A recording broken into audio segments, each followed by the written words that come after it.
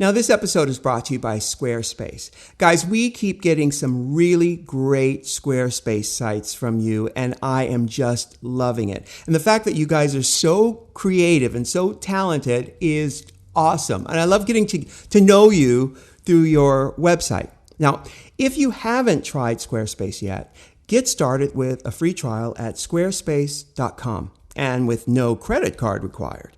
Now, when you're ready to purchase a plan, get 10% off with offer code RU. That's squarespace.com, offer code RU.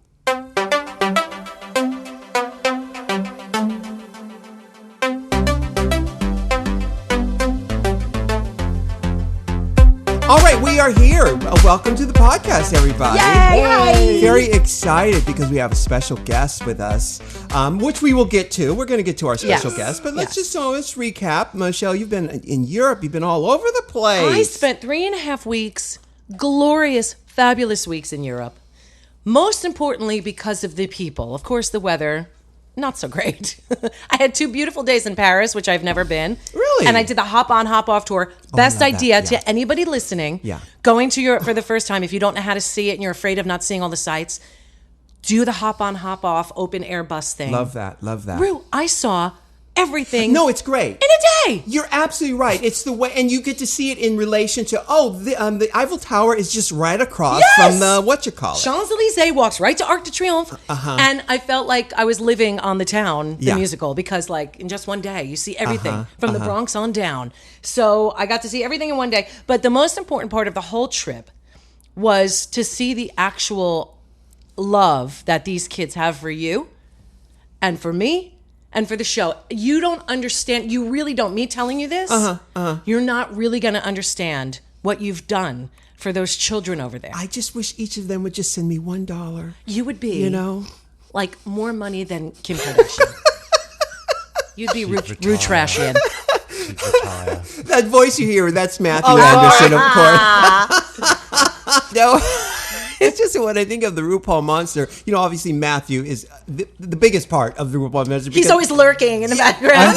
I'm the tentacles. Well, he created it. Obviously I've been doing it for many years, but it wasn't until I met Matthew that it all went, oh, that's who you are, I'm going to agree because I knew you before. Yes. What she said was, Jesus, take the wheel, and I was there. That's right. Beard and all. Yeah, that's right. Yes, you were. Looking like I just walked right out of the Red Sea. It affects Matthew as well, the Absolutely. impact that you've had, because really these kids were kind of stuck in their rut. And I learned a lot by going to bars that had been there for a long time in Soho. And were you working? I was working. Was I working? And I would also just go to Soho and Old Compton Street and set up shop in a place called Ballin's in the back. And like I knew every gay. By the end of the week, I was like, hey! Wait a minute. Set up shop in a place called Ballin's. That's a bar? It's a bar/restaurant. Yeah. In Soho. Like they only really have a street in Soho that's like the gay street. Right? So you go there, and I didn't think that I'd be recognized at all in drag. Specifically out of drag. People were clocking left and right and freaking out like I was Gaga or Madonna. Wow. So they know it because they illegally download it from torrent or something like that. For years they did that. Yeah. They don't have to because Netflix UK has it now. Yes. Hallelujah. Yes. Oh, hallelujah. Changed the world for these kids, because I went and saw what it was like. The thing about especially London drags is that they do this thing that they've been doing since 1940, and they haven't left it. They all perform live. It's usually a cabaret. Singing live. Which most of them should not be. Yeah, right. But that's why you love it.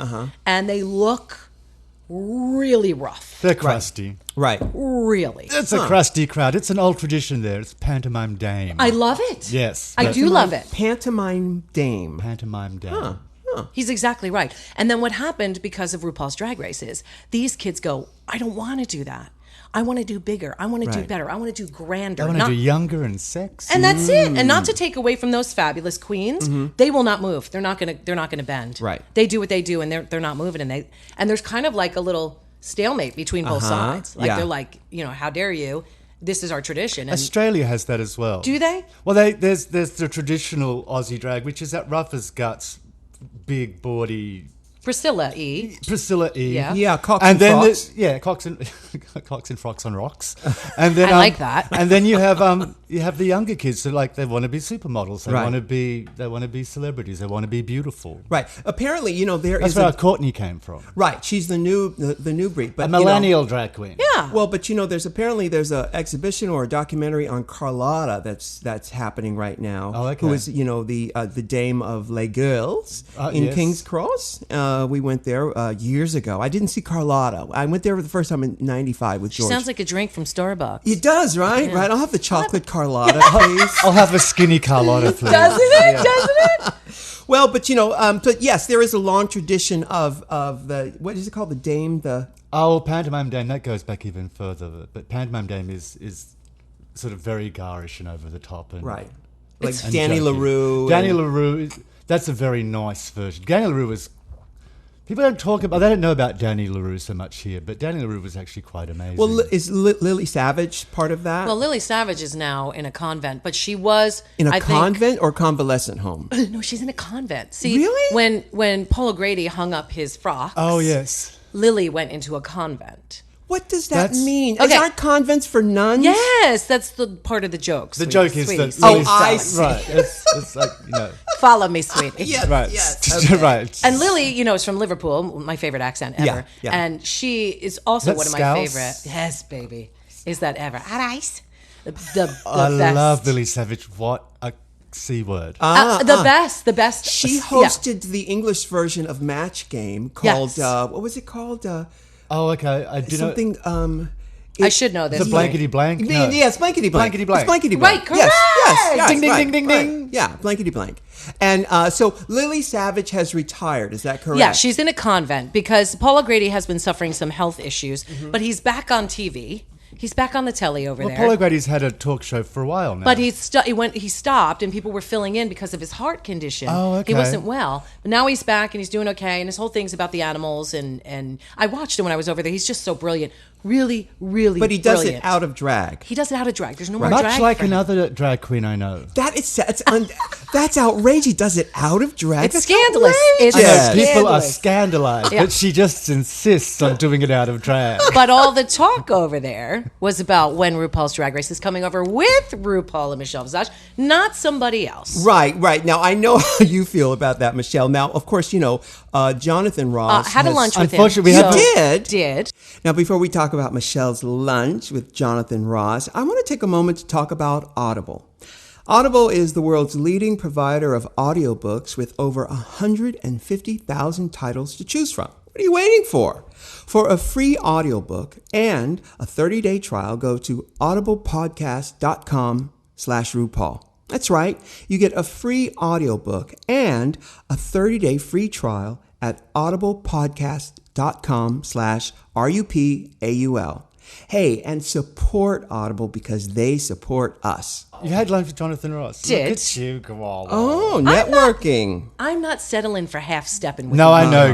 Isaac, I know you are hungry Well, for That's as it. much as you can get on your damn plate. Amen. Right. And why shouldn't you be, right? Well, Jonathan Ross has bought the UK rights to RuPaul's Drag Race, and apparently is going to do it with another group of people. Wrong. If it comes to What fruition. the mutterings about Jodie Harsh? Yes, Jodie Harsh and Jodie some wants other- to be, yes, she wants to be involved, absolutely. But, Right. but the thing is, and what I was talking to Jonathan was about, he's a huge fan of the show, and he believes what I believe. The people want you.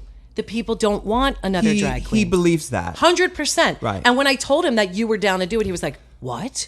This changes everything. Huh. Absolutely. Yeah. This is the way it's supposed to be. Unfortunately, the holographic technique has not been perfected as such that they can actually do that. Pack with your RuPaul. britches, Matthew. Yeah. We're going over. That's right. Well, I've said this on the show before that Jonathan Ross and I are born on the exact same day. He told me. Not just the same birthday. No. We are born on the exact same day Correct. in 1960.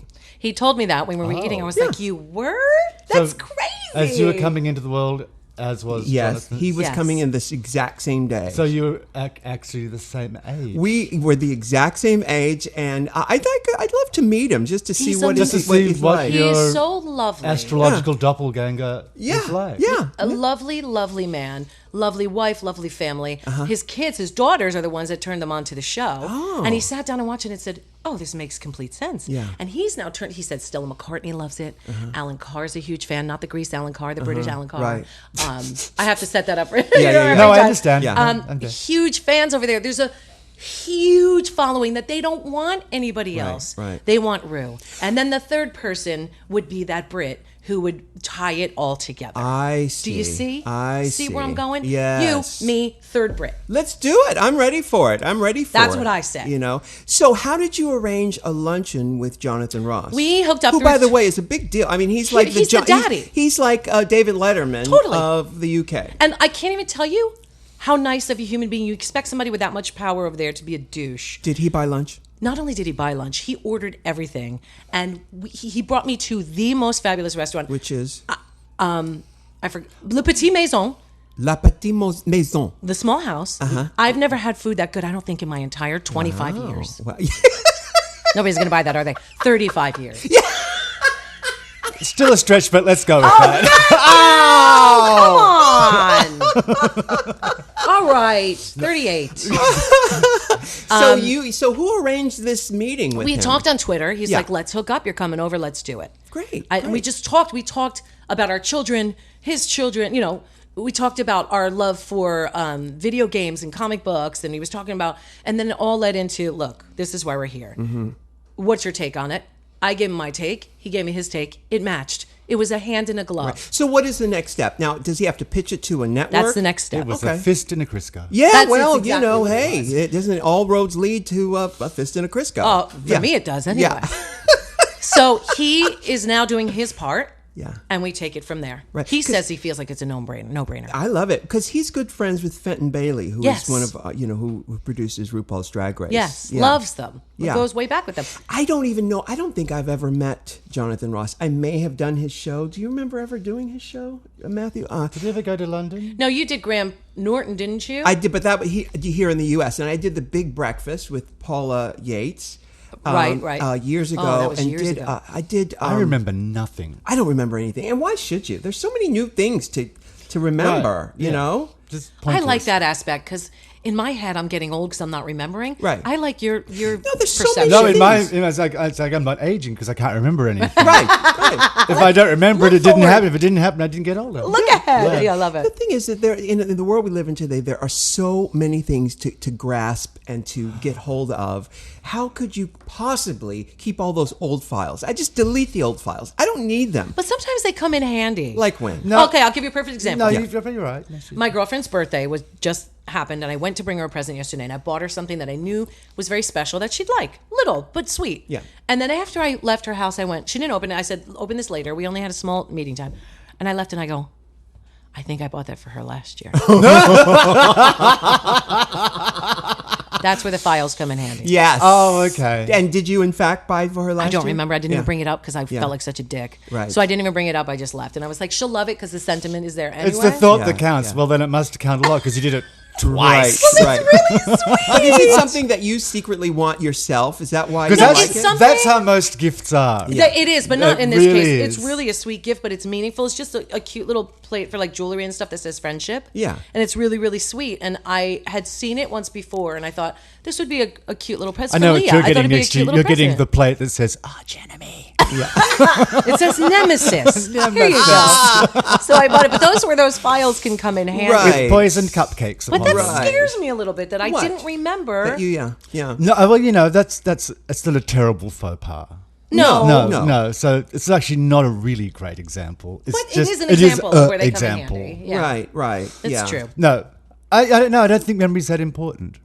I don't know, not with the interweb or whatever the kids are calling www dot something. That yeah, one. They're calling it the interweb or something. I don't think it's important. You could just figure something out. You do quite nicely.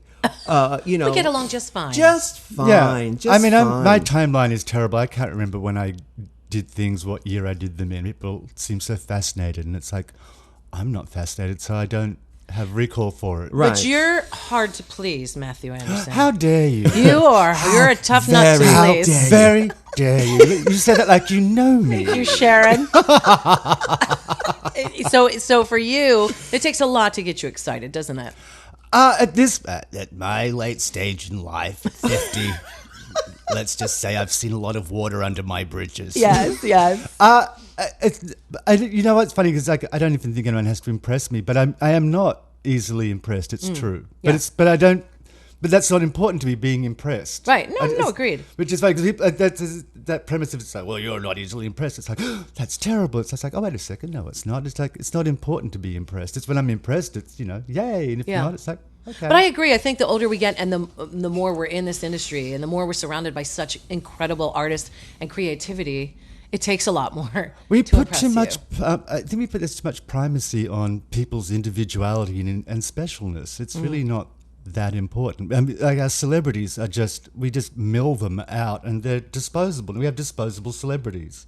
They're like plastic razors. You get them in a pack, you launch them, and then it's like whack-a-mole. People like set them up so they can knock them down. It's like a sport now. It is, and Used it's to be awful. like, I love you, and now it's like, I love you. Are you up high enough? I'm doing great. Get them down. No, you're 100% right. Welcome to Celebrity Pinata. I think Matthew just sold the new World of Wonder game. There it is. That's our reality show, Celebrity Pinata. But it's true. It's really true. And I was talking to my daughter the other day about Betty Grable, and because she's getting into this kind of pin-up-y look with her clothes and likes to be different than all the other kids. She's about to go into high school. And I was saying, we should look at, Betty Grable and the USO girls. And she in my head, I'm thinking, these girls were really special. Yeah. They were really special. Well, they didn't have... They're not anymore. They didn't have media coverage involving like every aspect of their life and orifice. Right. Now, True.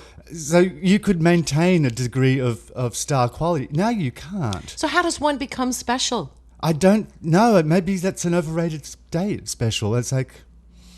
It seems like you have to get a lot of teenagers to like you to become special. You're these absolutely days. right, because the criteria has to do you appeal to 11-year-olds, and because that's the bulk. I would go to say that 90% of the Twitter social media people are between the ages of 11 and 21. I have to agree. My Instagram terrifies me some days. Because So of the you lack should of get- spelling? Or The actual lack of grammar. and spelling. No, some of them are so young, and I block them. Do ya? You block Why? the really young ones? But it's You like don't it's do like any it's like penile photo. Well, it depends. No, but it's like if they. I had one evil little monkey, like die faggot, hideous old. They're always revolting, gonna and it's be, like, yeah. and it's like, I was like, oh, what? Look at what that is. It's like, that can't be more than 13. I know. Right. And it's like, goodbye. Yeah. I delete people for WTF. When people go on my Instagram, put WTF on, I go, it's like, let me just save you the problem of ever having to type that again. Bye-bye. RuPaul and I have talked on here about how much fun. You're probably our favorite person to follow. You and Delta Work are my favorite people to follow on Facebook and Instagram. You for your artistic interpretations and half the shit you say I do not understand. And for Delta Work... Is it really that difficult? It's so cerebral, Matthew. Sometimes I follow it and I'm like, you're so smart. And I dumb it down for everyone. Well, that's the point. I'm so smart, I thought. And I go, oh my God, should I admit that I don't understand what he's saying? Please do. I wish people would. But most of the time people sort of come back with a witty rejoinder that's like, you make no damn sense. I want to just go, can you stop speaking Australian and speak American? Because I'm lost. You mean American. American. Right. Because I love following you. You're just so incredibly beautiful and Well, I'd artistic. like to keep things a little intelligent. It's like you should work for a little bit. I want people to work for it. No, I agree. I work for it. Yeah. I work for my internet and social media. I actually pay attention to what people write. I don't just go blast No, I through, agree. slap a meme on it, put on a trope, and da-da-da-da-da-da. No, I Get agree. outta I think here. that's what makes you special. It's my own ridiculous little campaign for being more conscious with your social media, because it is a really powerful thing, social media. Yes. And if you use it in a mindful and conscious way, some really good things can happen. There's a very dark side to it, but there's also a light side. Yeah, but keeping that balance is a full-time job. And, I even struggle with myself. I think I'm pretty balanced with it. People say lots of things, and I will ignore a lot of stuff. But have mostly people are really actually quite lovely, Yes. basically. But there are some who get through, Well, look what I have written here in capital letters. Don't read the comments. Right. That's a tough one, though, isn't it? No, it's not. Don't get her started. Yeah, don't get me started. I will not read No, you shouldn't. It's like part of reading the comments is part of that social interaction, because you can do it as, I mean, you can be as RuPaul because you are unassailable icon, blah blah blah. Right.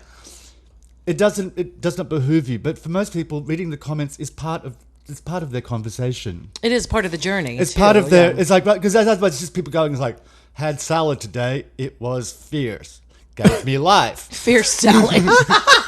Gave me life. And vitamin D. Life. It was everything. But then it's like because people it's like, girl, I had that salad once and it was great. And it becomes a conversation. So for most people, it's a conversation. It's like, here's a picture of a dog being beaten. That person should be. It's like it's just part of a conversation, right. Dialogue. Right. I take the don't read the comments rule that I've taken as gospel since Ruth said it to me a couple years ago. For me, it's not just about literally reading the comments, although it is. Like on YouTube, I don't feature no comments on YouTube and stuff. Right. But it's about life and the comments that are underlying everything that you do. Yeah. It's about seeing them. I'm going to see when somebody calls me an old C word or, riding Rue's coattails or whatever it is. I'm going to see those comments, but that doesn't mean that I need to see those comments. Well, see what I'm saying? But I don't understand reading. Actually, I checked on the interweb to see if the girl who does my alterations on my suits and stuff, if she was open at a certain hour. And I just went on Yelp and I saw the comments. I'm like, all these terrible comments. I, by the way, have had nothing but great service at this place, but I couldn't believe the things that people were writing. And they get in your brain, and I love Yelp. And I thought, wow, that's really weird. I guess everybody has a bad day, but... I like Yelp. It's like if I look up a place, it's like, okay, I want to see what people are saying. I always take grain of salt, place under tongue. That's right. That's right. And because I'm aware that people just like sounding off. It's like, see me, see me, see me, That's see me. exactly right. Yes. Yeah.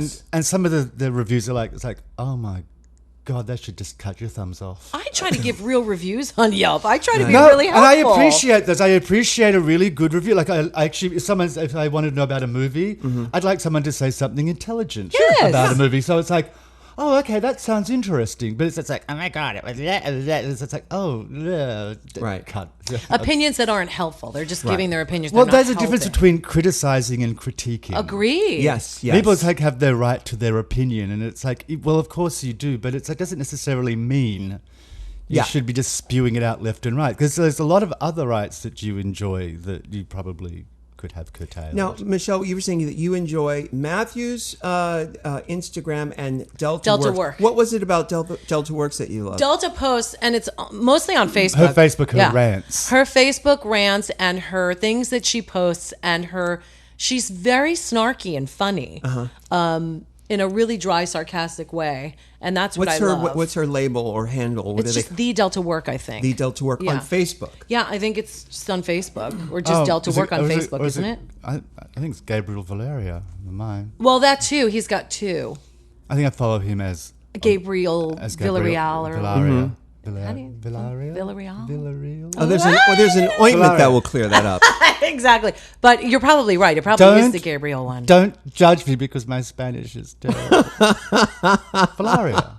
So I tell you what, let's take a break, you guys, and then when we come back, we're gonna grill Matthew on the beauty angle, because Matthew has all the secrets, all the insights. He won't teach me anything. I've tried. We're gonna get him to teach us right now about everything that he does for the RuPaul monster. Now, before Matthew spills the tea on what it takes to create the RuPaul monster, I would really love to share some great emails we received from you guys at RuPaulPodcast@gmail.com about your Squarespace websites. And we received this lovely email from Spencer Baggart. He's an award-winning graphic designer in advertising. He wrote in saying, I use Squarespace to display my portfolio of personal and professional work, and it really gives me the polished professional look I need, because I'm not putting my work out on display on some $2 website. Since going live, Squarespace has given me a platform and helped with my interviewing process. Spencer's website is awesome and his work is incredible. Now you can check out Spencer's website on our Squarespace website, RuPaulPodcast.com. Get a free trial with no credit card required just by going to squarespace.com. Now, when you're blown away and ready to confirm a plan, use the offer code RU to get 10% off. You'll be getting a great deal and helping to keep What's the Tea free. Thanks again to Squarespace, and keep sending in your websites to RuPaulPodcast@gmail.com. That's squarespace.com, offer code RU. And we are back with Mathu Andersen. What's the Tea with RuPaul and Michelle Visage. Mathu, who I met, I think I met you in 1990, maybe earlier, 89. You mean at the club? The first time I met you was, I think it was 88 or 89. Something like that. She was so rude to me, but she used to drink heavily. I met Ru, but Ru was in hostess function mode. Huh. And I think it was one of those people when it's just like, I was just another annoying fly that was like, oh my God, it's so amazing. It's like, thank you so much. And it was sort of like, the gesture was, get out of the way, little person. Where was it? Was it Pyramid? Was it? Once again, timeline failure. Yeah. It was one of those. It was one of the... It was dark. There were people drinking. Yes, there was loud music. Well, I don't remember that, but the first time I remember meeting you was at that. I don't think I'd even met Zoldy at that point. Really? Yeah. I met you at that Ukrainian center on 2nd Avenue, right near 10th or 9th. They have a social center there, and Linda Simpson was giving some party there. She had rented out, was giving some party. Linda Simpson. Linda Simpson. No, that's Linda's. That's Linda. That's you mean Brody Jenner's mother. Yeah, wasn't it Linda Simpson? No, her name is Linda something else. We'll remember, but it's not Linda Simpson. Oh, okay. Because she was Elvis's girlfriend. Right. Linda Thompson. That's okay, Linda okay. Thompson, not Linda Simpson. Thank you. Linda Simpson was a drag queen from New York who, again, we have the same birthday. I don't know if we're born in the same year, but we have the same birthday. That's where... Why were you there? I was there in a male drag, a yellow cat suit with an afro and some wild glasses looking like Delight or something. And that's where I remember meeting Mathu. And it stuck out in my head. And I will never forget it. It just stuck out in my head. And then a couple of years later, we were working together, like crazy. I met Zoldy before I met Mathu. Well, he was a bit of a fixture. Yes. He was that sounds judgmental, but it's not. He was one of Delight's backup creatures. But I don't even remember them. I remember him from the Suzanne Barch parties. Oh, okay. That's when I met Zoldy, and I always remembered him with his long, gorgeous hair and those big round glasses. Yes. And just a pair of spangled underwear. That's it. And some platiformers. Always platforms, The platiformers. Well, those were the early years. And then by the time I got my record deal and all that kind of stuff, I got Mathu and Zoldy to work on my look because they were the go-to people. Mathu and Zoldy were a couple back then. They were the go-to people to get your look to the next level. And that's indeed what they did for me. Ru was our first client. A styling team or... Well, Mathu did hair and makeup and we imagery. were downtown darlings. We did everything. Yes. Yes. Basically. And Zoldy, of course, designed clothing. Oh, you guys did it all together. We did it all really a together. collaboration. I hate sewing, but I used to do it all together. And I used to do more of the textile aspect of it. And because Zoldy was really good at sewing and didn't mind doing it. What's the textile aspect Just of it? the surface, like prints and surface treatment and all that kind of fun stuff. But we designed together and work it out. Well, because, before that, my look, when I started doing drag, it was sort of this punk gender F-word style. And then I moved on to streetwalker, which is my favorite look. But it didn't That's really... when I came in the picture. That's right. But it really didn't pay the bills the way that... I don't know why. So when I wanted to go above ground or above 14th Street or whatever and make the mainstream... that's when Mathu and Zoldy came into the picture, and I became the glamazon. Yes. That is my signature What look. year was Love Ball? Love Ball was 90. Was it? It was 1990. 90. Yes. I was there. And what was Love Ball 2? I What was don't remember. what was the one that we won at? No, that was it. That was it. Was that it? 'Cause there were two you Love won. Balls? That was the Donna Karen. You guys House won of Donna Karen. There were two Love Balls. There was that a was new- the first. That was the big one. Because I remember Ru there in some kind of catsuit that looked like some kind of fabulous toilet roll ensemble. Right. Everybody was there. Everybody. Madonna, the Vogue, like everybody. They dragged over to meet Madonna, and after took off all the masks, and it was just like a black smear and sweaty. And it's like, you meet Madonna, it's like, hi. Oh, why not?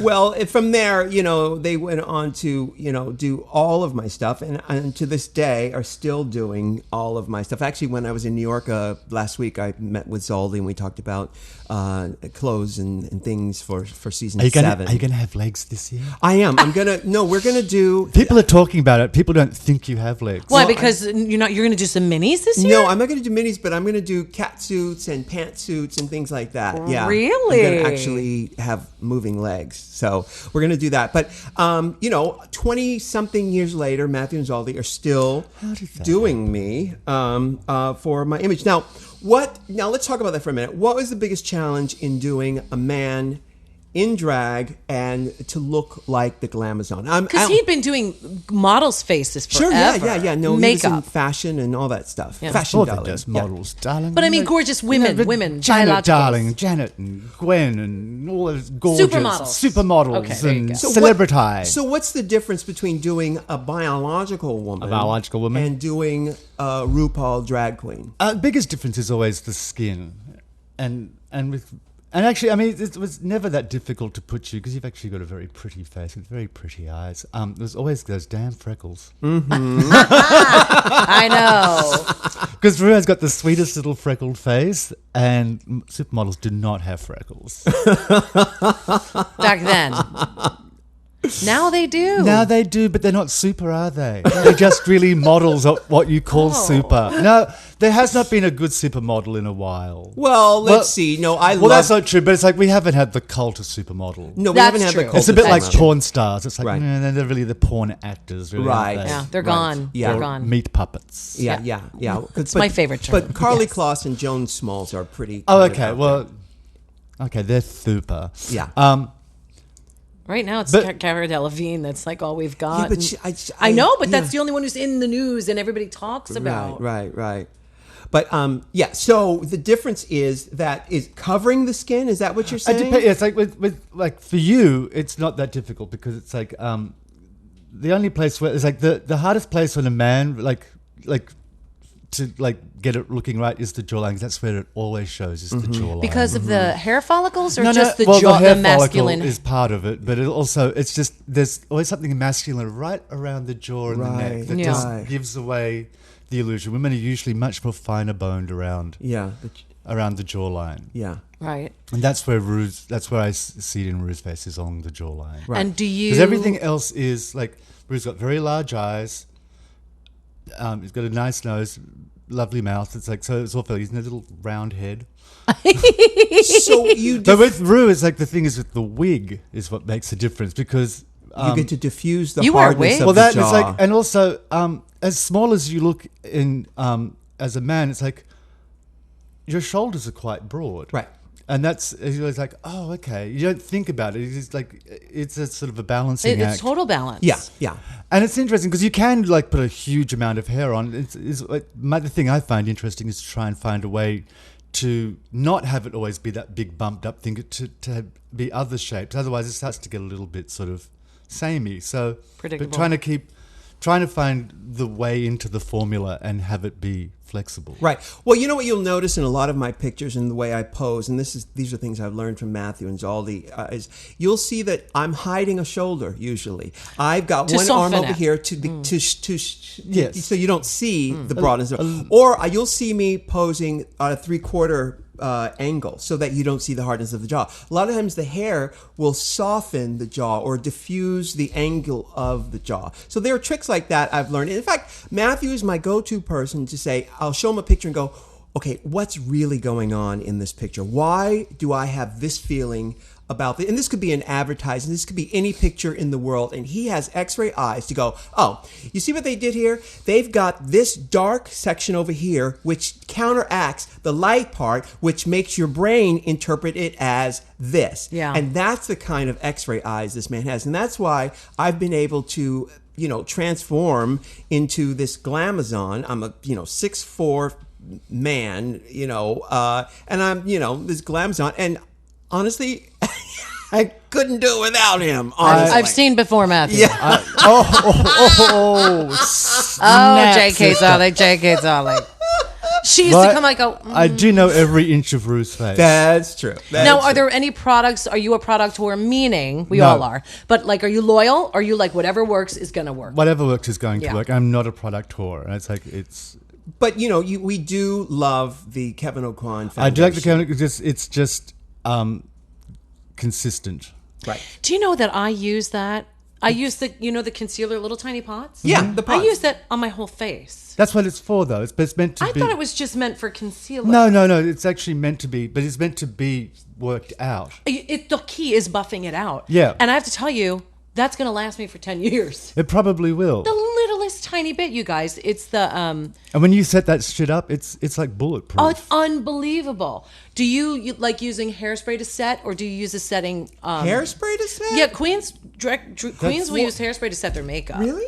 Yeah. I You didn't know that? Girl. Oh, I used to do that all the time. Yes. It's like, and it burns. It does. Shave, rub the dermablend in, and then it's like... Yeah, it's true. But do you use an actual setting spray now? I think. we don't use a setting spray on. We went through the matte period where it was like... she just wanted to be as dry as the Sahara. But she likes that, right? She likes to be matte. Well, because I sweat. Yes, I you do. sweat a lot, and that's why in the studio... No, darling, you glow. Latrice Royale sweats. Well, that is true. Boom. Yeah, Boom. yeah. But that's why the studio feels like you can hang sides of beef when you walk in. It's always Yes. freezing. Yes, because there are delicate things happening under the wig that require like climate and humidity control. It also keeps you awake, I have to say. And plus the wig is so hot that I do start to sweat. So I did love it, Matt. When I used to go out in the dead of winter, going to up in the club, I would have the skimpiest little mini dress on or whatever. And not feel a thing? And not feel a thing because I had that wig on my head. Well, they say the heat comes from your feet Well, you and like your head. to keep your head warm, Right. Yeah, because It's you like lose wearing a hat. most of your heat goes out of your head. That's Correct. right. That's right. That's what she and said. all So, of but the- we probably need. But they have those things I see like on Hollywood movies where they have things that they put in like thermal. a cooling system in your But they- wig? I heard of that in Disney characters. I didn't hear about that in a wig. If they could put a Negro on them and kidding.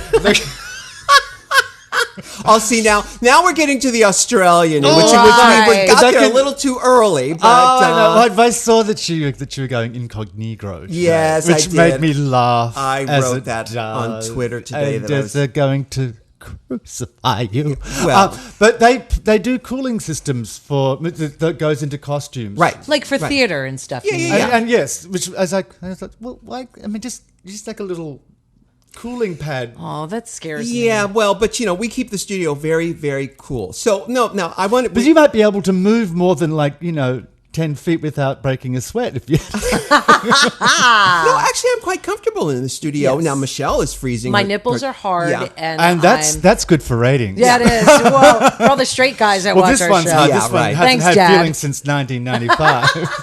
All right, so now I want to backtrack a little bit, but before we get into the story of Mathu Andersen, let's take a moment to talk about Audible. Audible is the world's leading provider of audiobooks with over 150,000 titles on their site.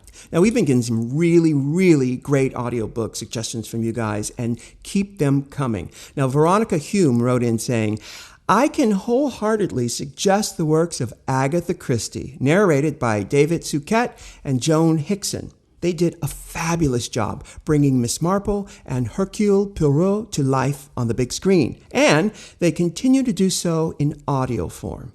Well, Agatha Christie is wonderful, and all of the audiobooks that Veronica was referring to are available on Audible. For a free audiobook and a 30-day free trial, go to audiblepodcast.com/RuPaul. By signing up for Audible, you'll be enjoying a great service, saving money, and helping to keep this podcast free. And keep sending us your audiobook suggestions at RuPaulPodcast@gmail.com. We are always on the hunt for great audiobooks. That's audiblepodcast.com/RuPaul. Thanks again to Audible. Now, Matthew, if you haven't already guessed, is from Australia. Mm-hmm. I'm actually always been surrounded by Australians, but Yeah, that's your thing. that's my thing. I'm an Aussie-phile, Yeah. and I'm proud of it. But Matthew, where in Isn't that Australia are you illegal? from? Yeah, it is legal. Where in Australia are you from? Oh, I hate talking about my past. No, but I will. Why? Come on. I was born in a slum in Singapore. Yeah. No, I was born in Lies. the Sydney area. I'm from the northern suburbs. From Hornsby. Hornsby. So Yeah. if any Australians are listening, you'll know Hornsby. Yeah. More specifically, Wahroonga. Wahroonga? Wahroonga. Wahroonga. And so how did you get from Wahroonga to Hollywood, California? I was going to say Shank's Pony, but that's not going to work. What is Shanks? Is that something dirty? No, it means walking. Ah, well, In Australian. Yeah. In Australia. Yeah. And In Aboriginal. Right. oh, no. I believe it's probably of English. Is it British? British. You looked at me. I don't know it all. I know a lot, Oh, but not Shank's at all. Pony. Anyhow. How did I get it? Okay. okay, you were a teenager. I was a teenager. Okay. I'm going to go through as fast as possible. I was an exchange student when I was 16 or 17 to Chico, California, How do you do USA. that? A foundation called YFU, Youth for Understanding, came to the school and they said, we're offering exchange programs. I said to my parents, could I do that? And for some reason they said yes. Probably wanted to get rid of me. Yeah. Not because I was a terrible child. I think I was because it was a bit of a disappointment. And it's just like, no, they're very sweet. They actually sent me off. Was there for a year in Chico, California, and that was kind of a revelation because I went to an all-boys school in Australia, which is misery. Is it? For a little Is gay it?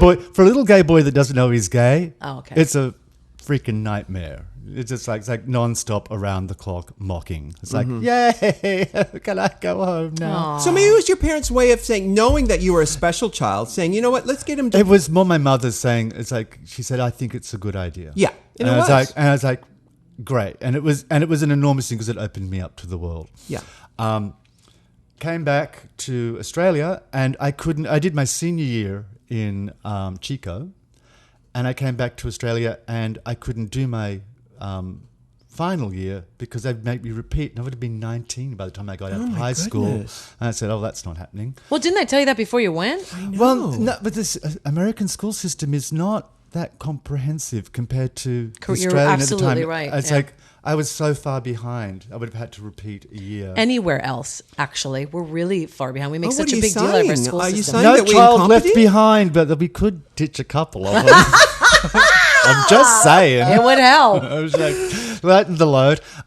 So I got back and I was like, and at that point I was like, what am I going to do? And I was interested in fashion.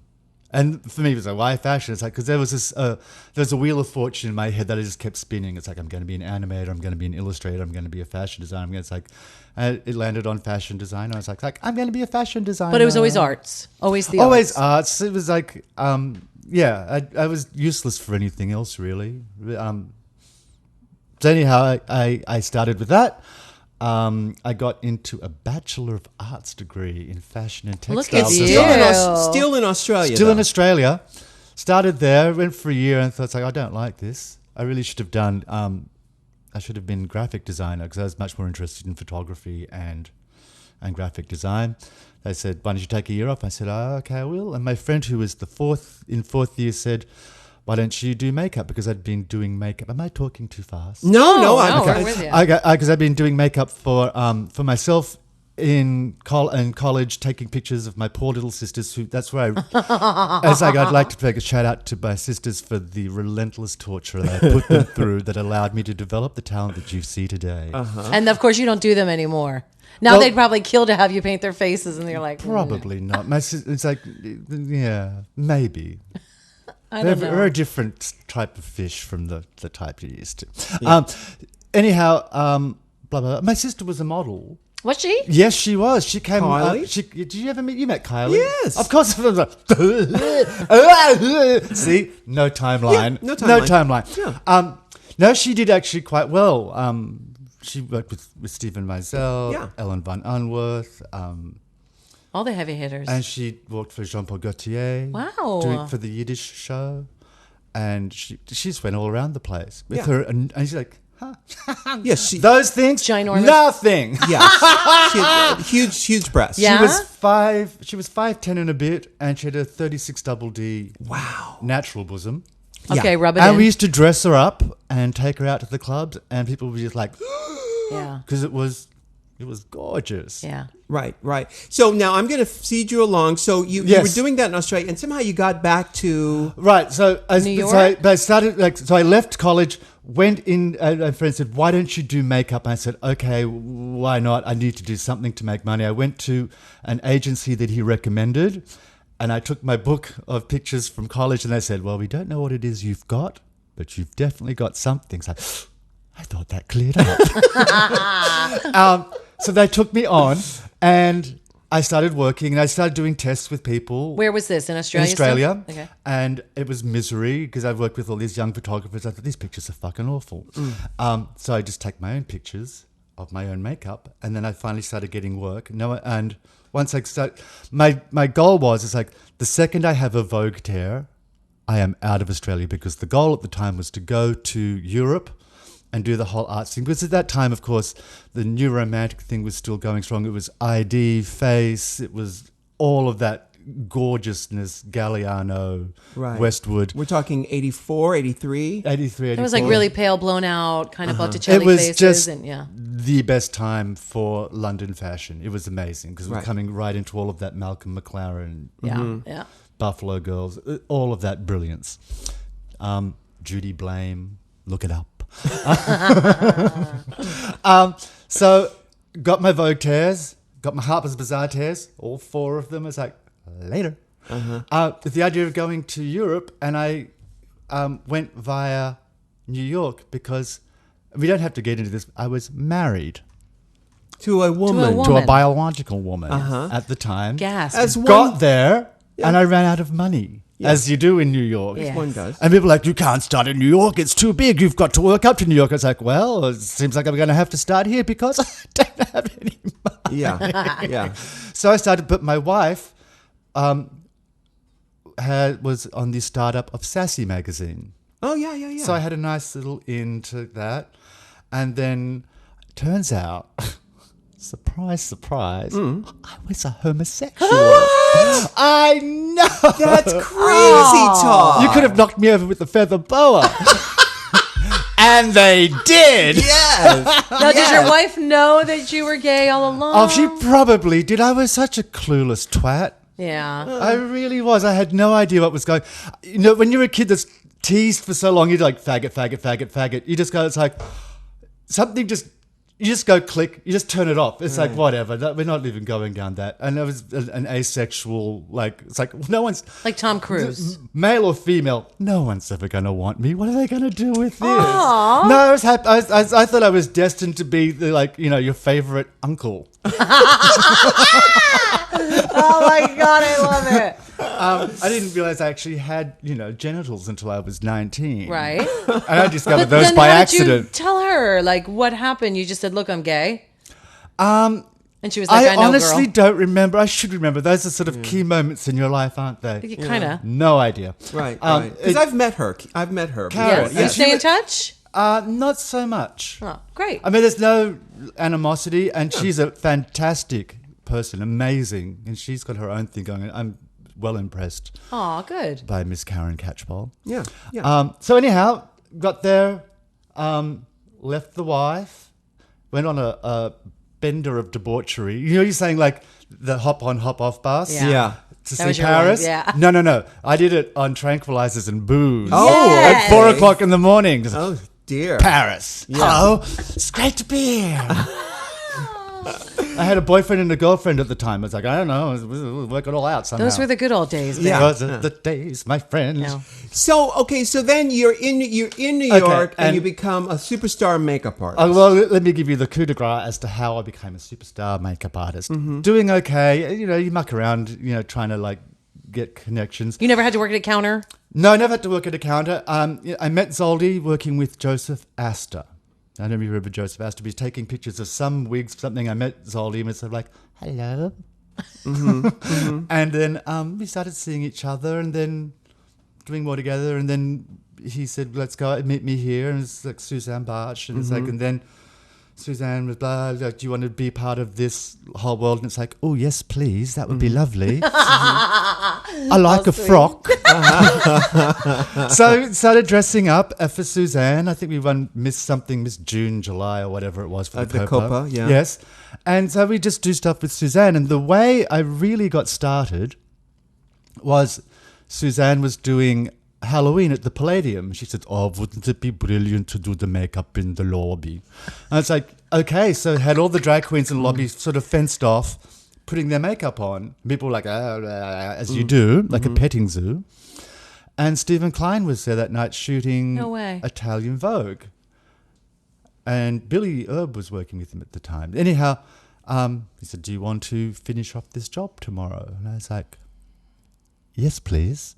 And that was basically, and I started working with Stephen Klein through Suzanne. And, this is, and people was like, how did you become famous? It's like, it feels like a crapshoot. It's not. It's the energy you put out to the world.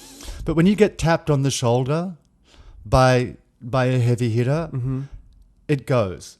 Yeah. But you have to be ready. There's a preparation. There is a preparation. Everything you talked about earlier with the art school and doing the tear sheets. I always tell people, like, drag is the ship I came in on. It's like, without drag, I probably would not have, who knows what would have happened, but that was the boldness that suited me. And I became known for that kind of, like, supernatural makeup, like sort of drag, which was at the time was the look, because people didn't retouch that much because it was expensive. You had to spend the dollars to retouch. So being able to work to a degree that looked like retouching already was the thing. That's like, your Kevin Aucoin, that whole thing. So, and I was slated to become the next Kevin. And like, it was like, you're the next Kevin. And I was being groomed for that. Scavullo and like all of that. It's like, you're it. And it's like, oh, okay, well, here we go. But so I had this kind of big career. I am. It's a funny thing. Is like, I've always been the makeup artist, more known by makeup artists than the public, and now I'm like the drag queen's drag queen. Right. I'm that sort of. Well, it's like a rebirth for you, Matthew. Well, I'm not even a rebirth. I've always been a gold standard. I'm sorry. Yeah. It's there. I've always been a gold standard for people. It's sort of like, because I do things to a level and to a degree that it's sort of like, oh, that's the benchmark. It's like, yes. Right. Stand on tippy toes, kiddies, and reach for the sky. Right. Well, how much does politics, you say you're being groomed as the next Kevin Aucoin.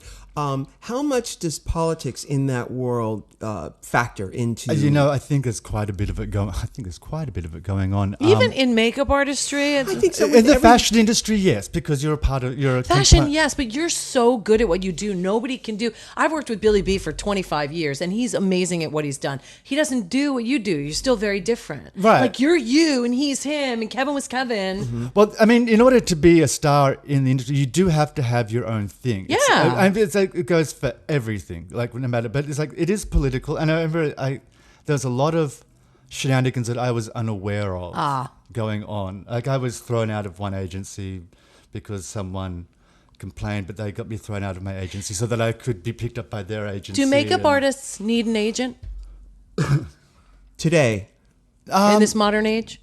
Or is Instagram a good enough agent? I'm being serious. Yeah, that's a good question. It depends on your level of business acumen and what you're prepared to do with it.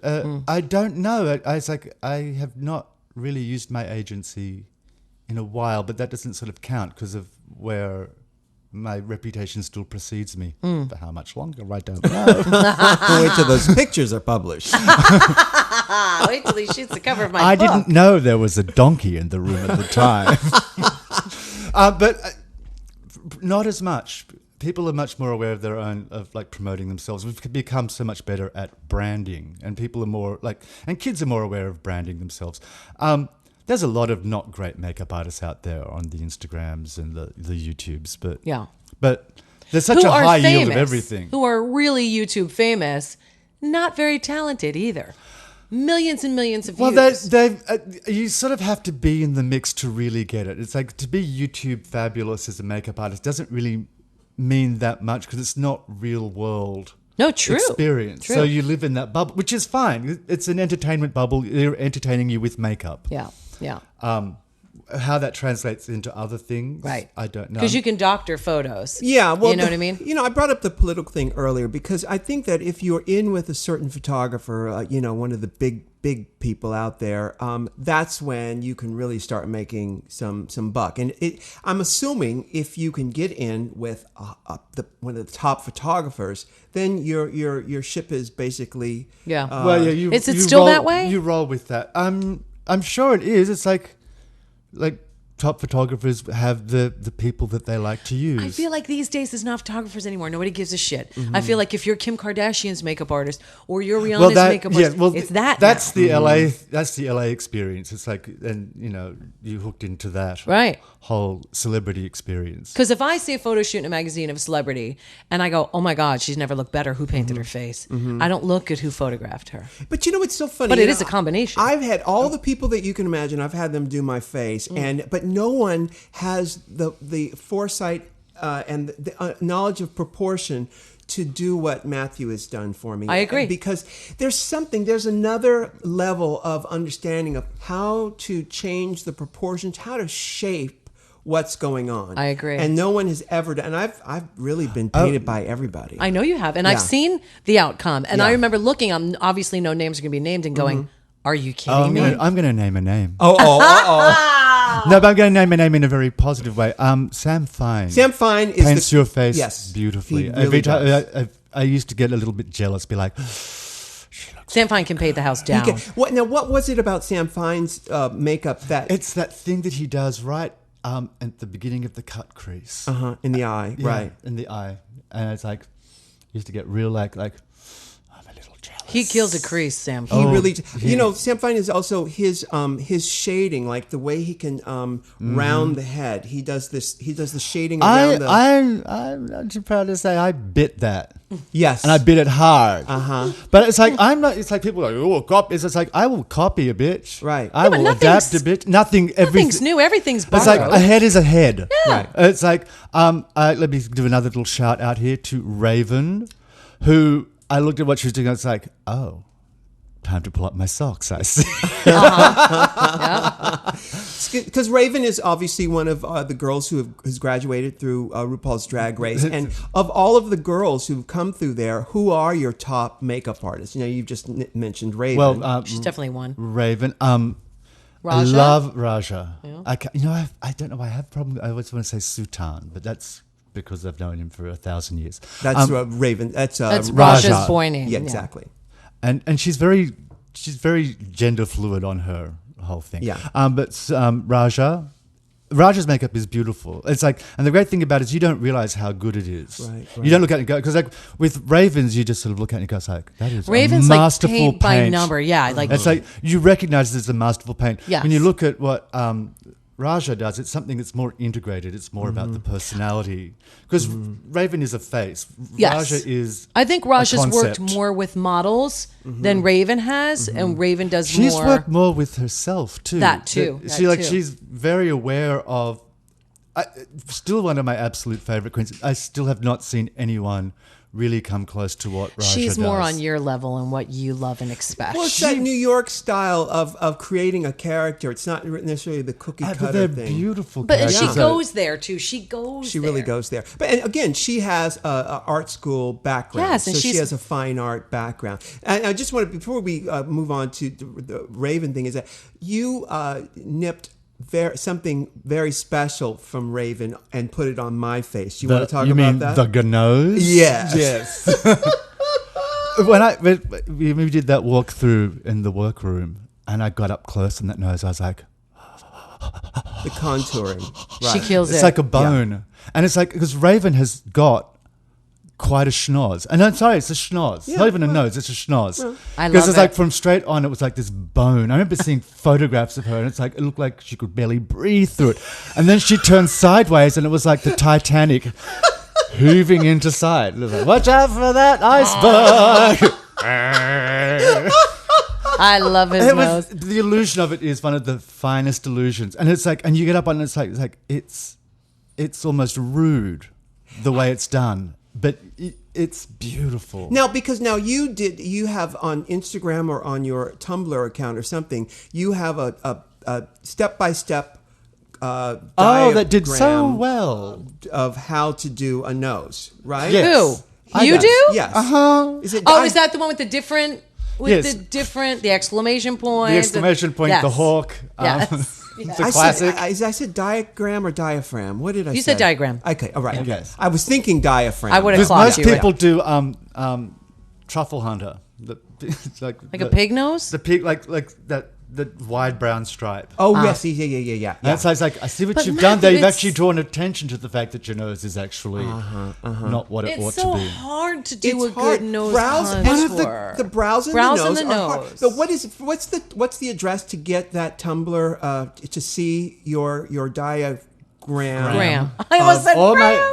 it's going to cost you extra to see my diaphragm. And a good gynecologist. Bring it along. Yes, right. Bring it. Otherwise, preoccupied. Yeah. How do people find that diagram? It's in your Twitter or in Or your Tumblr? It's on my Twitter. It's on my Instagram. It's on my Tumblr. And what is the address It's on for my your mind. Instagram? Yes, it's on your mind. Always on your mind. What's your address for Instagram? Matthew 7. But your Matthew is spelled Mathu. Mathu. He's got to be different. And it's 7. Matthew Is a long word. Yes, it is. Matthew Lovely. 7 at Instagram or whatever the kids call it. There's no at Instagram. It's just go to Instagram and type in Matthew 7. Yeah. Okay. All right. Right. And then I wanted to change because I prefer my Twitter name. Which is Matthewism. Matthewism. Yes. I like that No, too. that's good. It's That's a really religion, good. darling. But trying to, it's like the cute things that I say. Yeah. But now, of course, on I don't know how much time we have, but on Instagram, or on the interweb, or the kids call it, there's so many people doing makeup. There's so much makeup out there. That don't mean it's right. How do you stand out? How do you make a name for yourself today? If you were a makeup artist today, Mathu Andersen, if you were a young kid starting into it, what would you do? What advice do you have for a young makeup artist? I don't think I have any. Quit. Well, you're ahead. That's what I tell radio Run people. Yes, screaming. Get your real estate license. Go get a degree. No, because And use I it. was basically told the same thing too. It's like you're never going to make it, kid, and it's like I haven't got any choice. And maybe Right. that was part of it. I don't think I gave myself any escape plan. I didn't have an escape hatch built into my life. It was like I'm fucked if this doesn't work out. Yeah. It's like, That's I tried to do retail, and I Did went, ya? yes, because you had to. what, makeup retail? Any retail. I tried to get jobs. And they'd be like, "Thank you so much for coming in." It's like, they don't like me. But I knew it's like I feel like I've been oddly groomed to be this hothouse creature. Yeah. Just the way I was brought up, the way society reacted to me.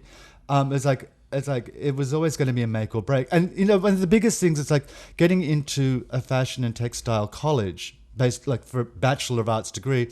I had to do it in a portfolio, and I could barely sew because my mother wouldn't allow me to use the sewing machine. But I went for 2 college positions. I went for a technical certificate, and you had to walk in, do a written thing like, "What is pot de soie?" And you had to write it out, and then you had to turn it over and draw a design on the back.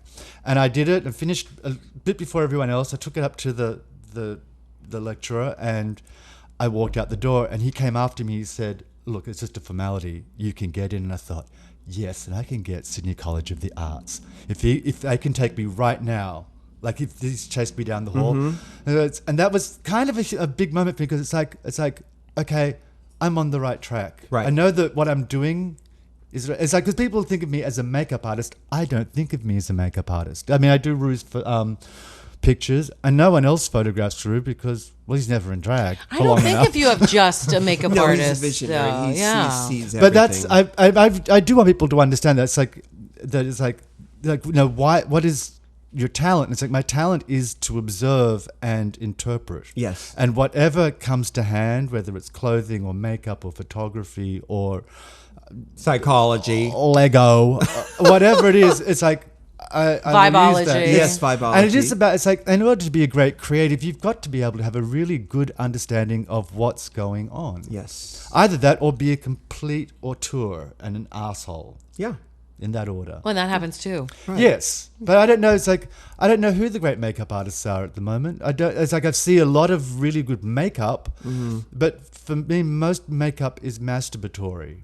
Oh, excuse me? True. Yeah. Yeah. Don't act like you don't know what that word means, girl. Yeah. She hasn't done it in years. Oh, sure.